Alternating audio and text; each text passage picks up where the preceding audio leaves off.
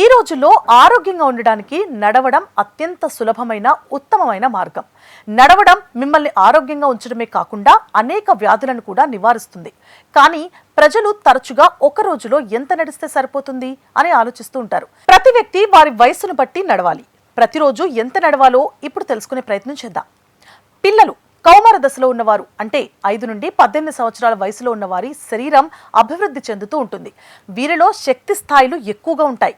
పిల్లలకు కేవలం నడవడం మాత్రమే సరిపోదు, వారు చురుగ్గా ఉండాలి. ఈ వయసు పిల్లలు రోజుకు సుమారు 12,000 నుండి 15,000 అడుగులు వేయగలరు. అంతేకాకుండా వారి ఎముకలు, కండరాలను బలోపేతం చేయడానికి సైక్లింగ్ లేదా పరుగు వంటి క్రీడలలో పాల్గొనేలా పిల్లలను ప్రోత్సహించాలి. యువకులు అంటే 18 నుండి 40 సంవత్సరాల వయసు వారు. జీవితంలో ఈ దశలో మనం అత్యంత తీరిక లేకుండా ఉంటాం. డెస్క్ జాబ్స్, శరీర జీవనశైలి లేకపోవడం వల్ల బరువు పెరగొచ్చు. అందువల్ల ప్రతిరోజు 10,000 నుండి 12,000 అడుగులు నడవడం ఉత్తమమైనదిగా వైద్యులు చెబుతూ ఉంటారు. ఈ వయసులో క్రమం తప్పకుండా నడవడం వల్ల జీవక్రియను బలంగా ఉంచడంలో సహాయపడుతుంది.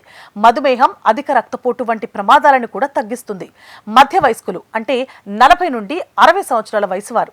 40 ఏళ్ల వయసు తర్వాత శరీరంలో హార్మోన్ల మార్పులు ప్రారంభమవుతాయి. కీళ్ల సమస్యలు కూడా మొదలవ్వచ్చు. అందువల్ల రోజు క్రమం తప్పకుండా నడవడం చాలా అవసరం.